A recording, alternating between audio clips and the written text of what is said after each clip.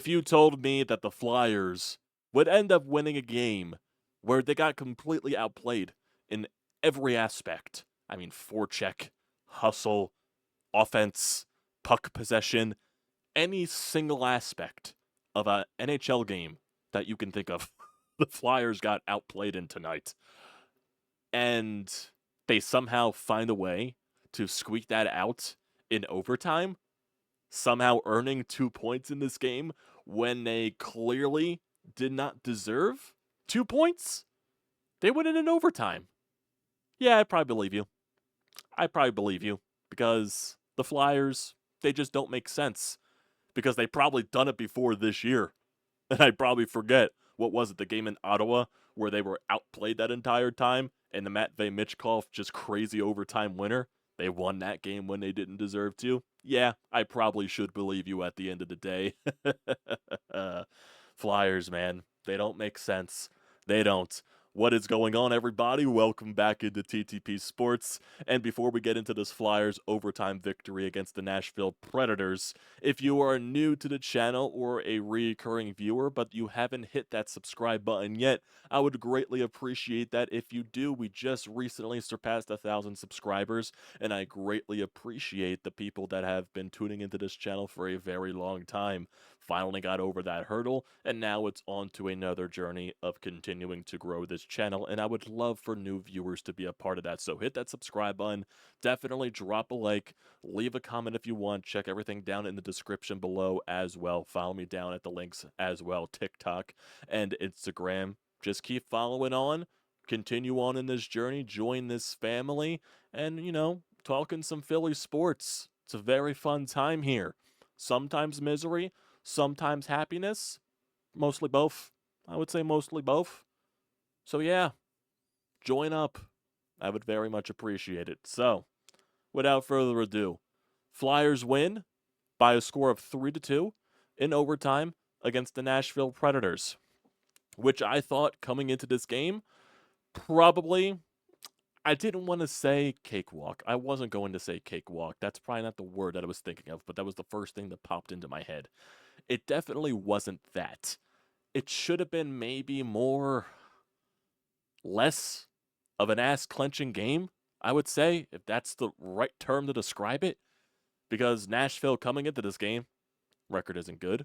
They've been very, very bad this season, so I probably would have expected this to maybe be a more competitive game, to maybe the Flyers actually, providing some comfort and maybe some more excitement for the fans through 60 minutes, and we didn't get that. We didn't get that at all.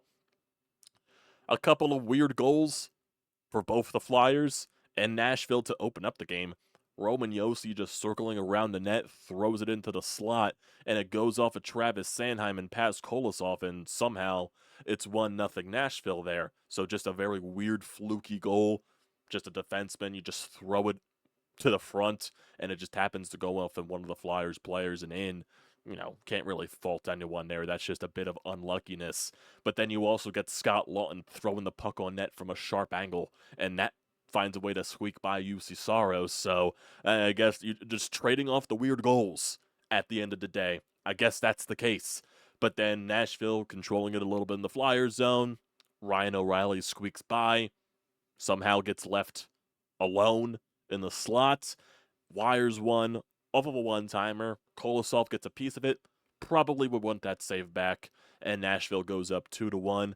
And that was basically the score, I would say, for the rest of the game. Basically throughout the entire thing. Until the Flyers did end up tying it with 11 seconds left.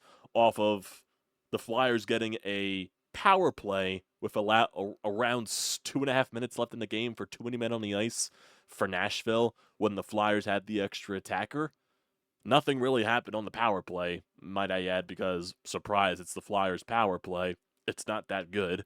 And I guess Nashville cleared the puck, and the broadcast got confused because they thought it was going to be icing because the power play was over, but apparently the officials, they didn't whistle icing. The play was still ongoing, and there was like 15 seconds left in the game, so the Flyers had to hustle down the ice to try to make something happen.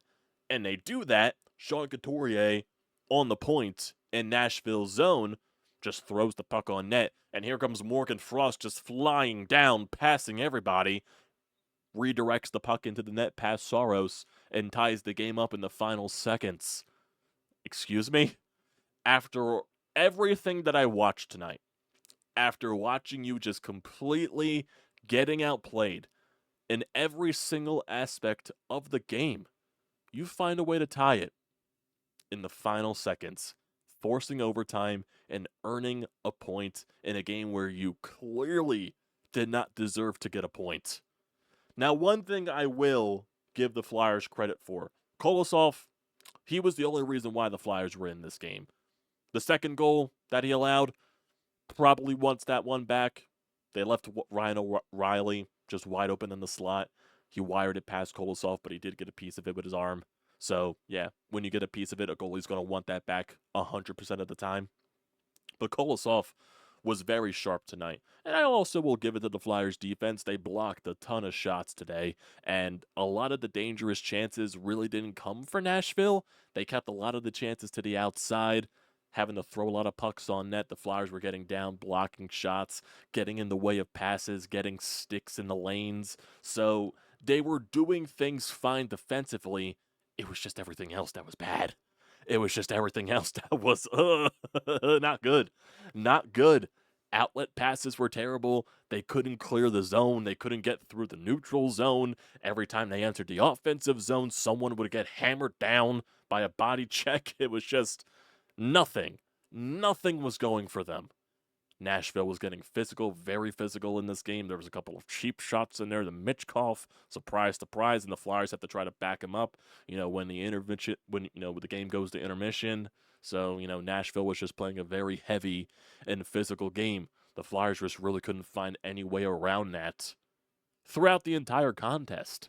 They couldn't do anything in the offensive zone. They couldn't get shots on net. Anytime they got a shot on net, it was just on a dump and chase. They really could not do anything. There was nothing. There was no business of this Flyers team being in this game. And they still found a way to force overtime. Just because I'm sure luck. And sometimes you do need luck. Sometimes you get the lucky bounce to finally go your way. And it felt like everything wasn't going the Flyers' way in tonight's game, besides the Scott Laughton goal, basically. And, sometimes the hockey gods, they give you a gift. They don't call the icing on Nashville in those dying seconds.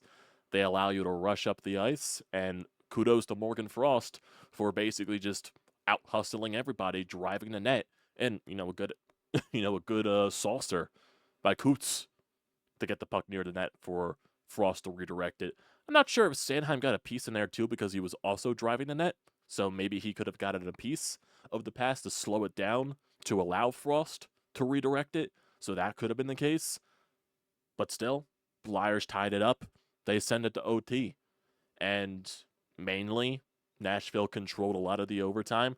Really, the only Flyers chance was a Travis Konechny outlet pass to Matvei Mitchkov on a breakaway, and of course he hits the post. And this was like consecutive posts for both teams. Roman Josi was wide open in the slot on the right side to Kolosov. He wires one off the bar, and then Konechny with the outlet pass to Mitchkov. He wires one off the bar on the breakaway. So kind of trading there on those aspects, but Nashville really controlled some pace. Forsberg puts a couple of shots on net. Kolosov had to cover the puck, and, that was Kolosov making the save that really allowed the Flyers to get a break, settle it down. You get a defensive zone face-off. You win the face-off, and you get a little bit of an outlet going. Coots wins the face-off. Risto gets it back, hands it off to Travis Konechny, who's escaping the zone, and then they just keep driving into the Nashville zone. Konechny throws the puck near the net. Couturier driving. Just one hand reaches his stick out to the puck, and he redirects it past Saros to win the game as Couturier is falling all over himself in the corner celebrating the goal. It was a very ugly celebration. I don't even think it was a celebration. I think he just completely lost his balance. Like, oh my God, I just scored the game winner. We won a game where we didn't deserve to. Hell the fuck yeah. It's probably the case. It's probably the reaction that Couturier had. I'm not going to lie. But they found a way. They found a way. Not going to knock them for that. I'm definitely not going to. I'm still going to criticize them for them looking so hideous throughout the majority of this game. And I guess that's the way hockey goes. Sometimes you just win games that you're not supposed to win. Sometimes you win games that you don't deserve to win, that you have no business of being in. And the Flyers did, because I guess you could just say they played well defensively, and Kolosov saved their asses for majority of this. After that second goal, he really settled into this game, and he played very well. He definitely did. He deserves a lot of credit for that. So, hey, kudos. Kudos. They found a way. But still, this team cannot generate offense for shit. That is the truth. Just offensive chances without Michkov or Konechny on the ice, they just die. They just completely die. Anytime the puck touches Owen Tippett, it dies. Anytime the puck touches Tyson Forrester, he falls. Like, seriously, he's been falling all over the ice like he's getting shot by a sniper. My God, is there a sniper at every game this year? Because it just feels like Flyers are flopping all over the ice. They're just losing their balance. They're slipping. I have no idea what the hell's going on. They're just losing their balance and everything. It just feels like there's like at least 5 players falling off of nothing. They just fall randomly when the puck comes their way. It doesn't make sense. It doesn't. But this Flyers team does not make sense. They don't. They don't. They cannot generate offense. It is so hard watching this team generate offense. How many shots did they have through the first 2 periods in this game? Because it wasn't a lot. They had 13 shots.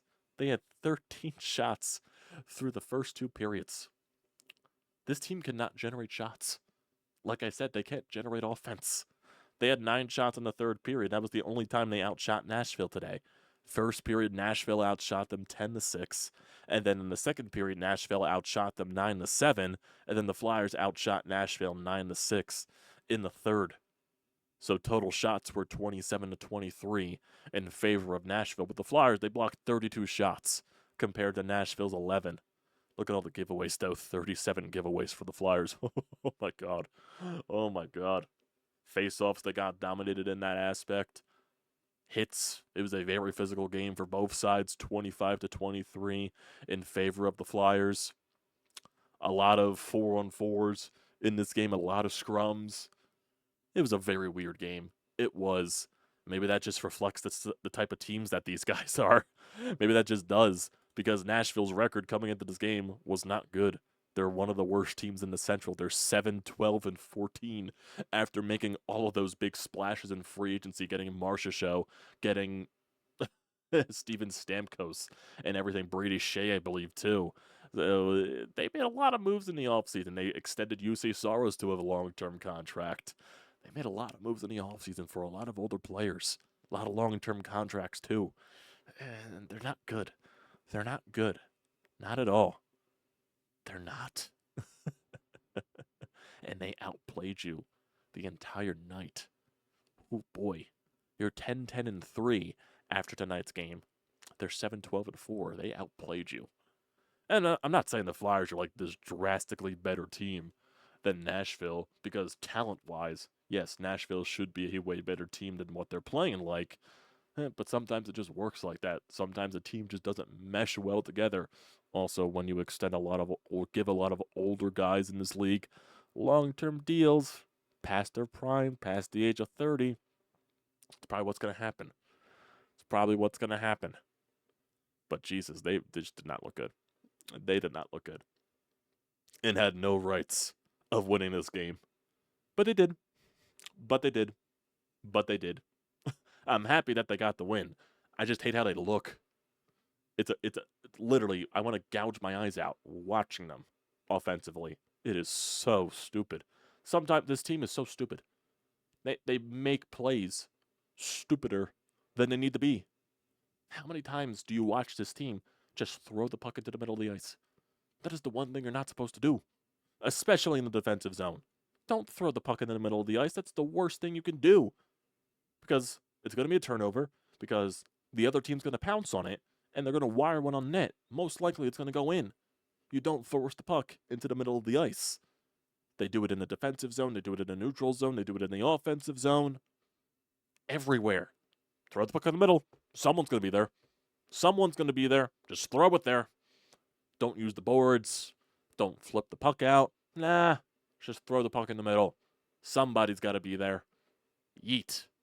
They yeet it, basically. There's no thought process behind it. None. The creativity ain't there.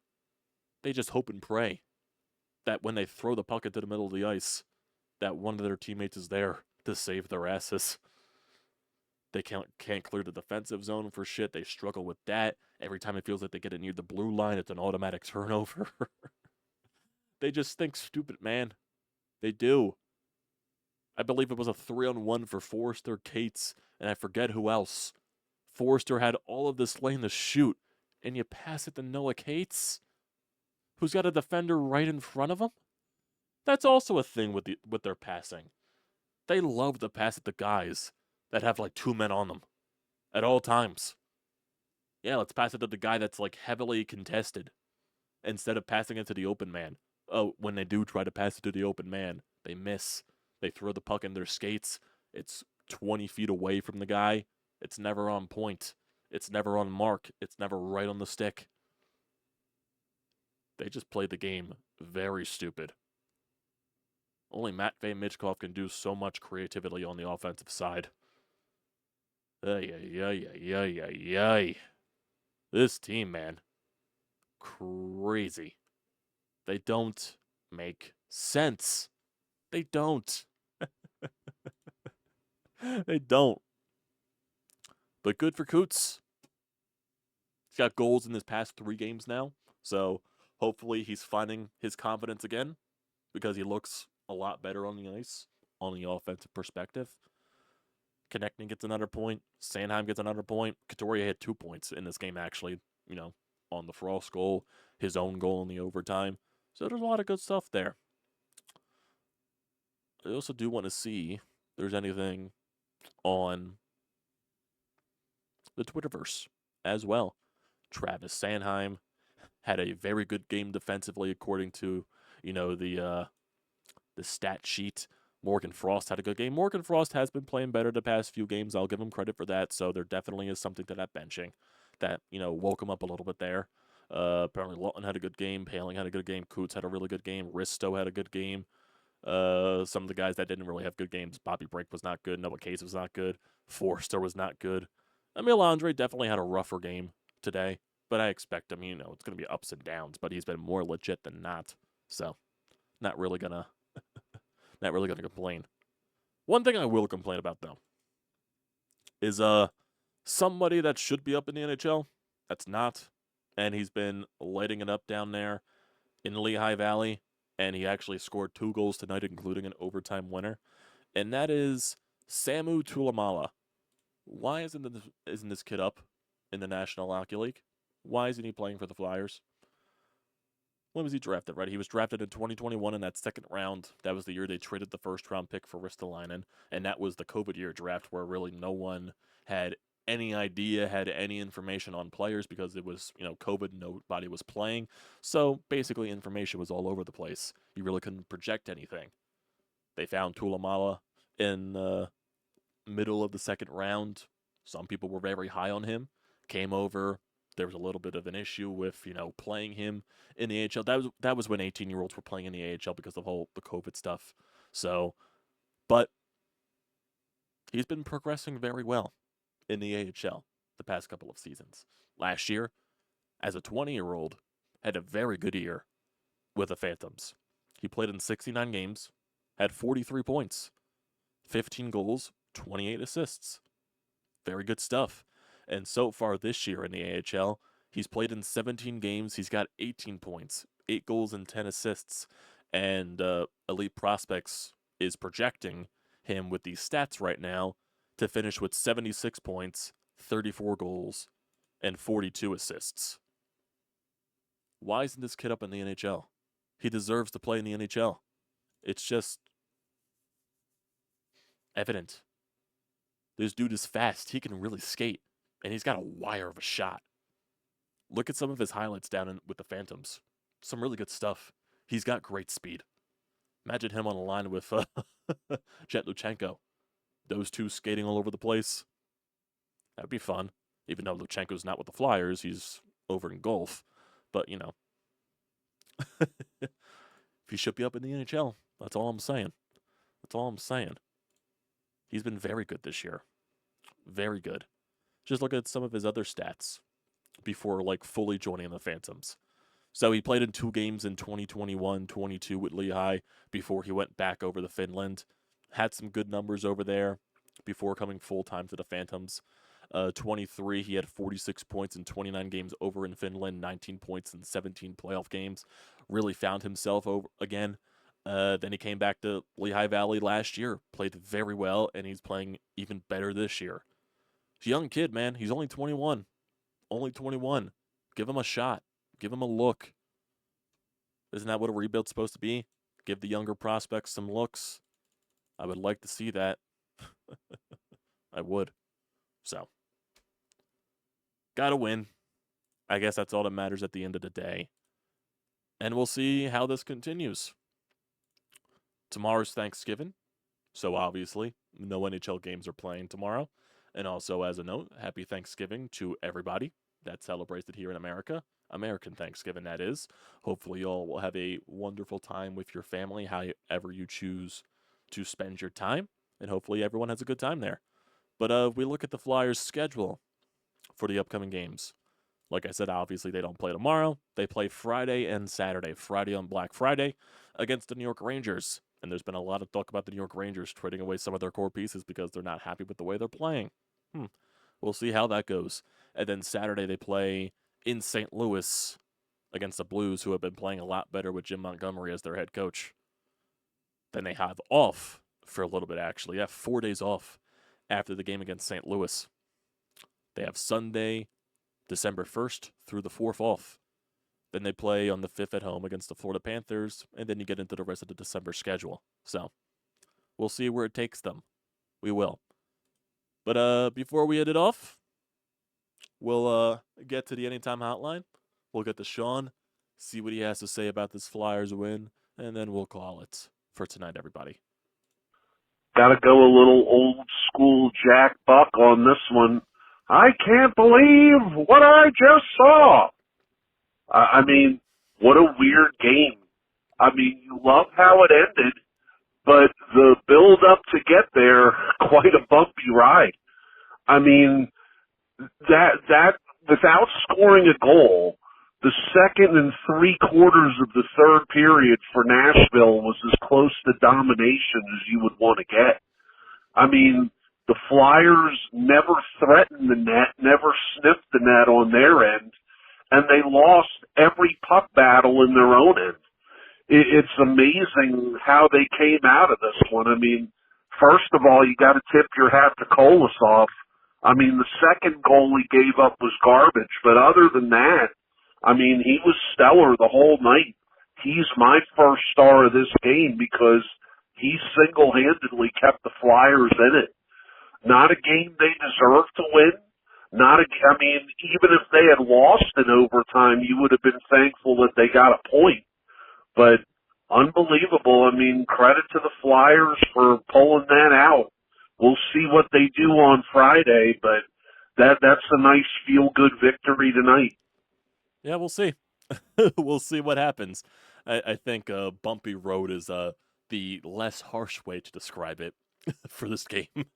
It was more than a bumpy road. They were playing like horse shit. And not deserving this is also an understatement. They did not deserve this win at all. But yeah, credit, that you steal a game. You steal a win. You steal 2 points. Happens all the time in the NHL.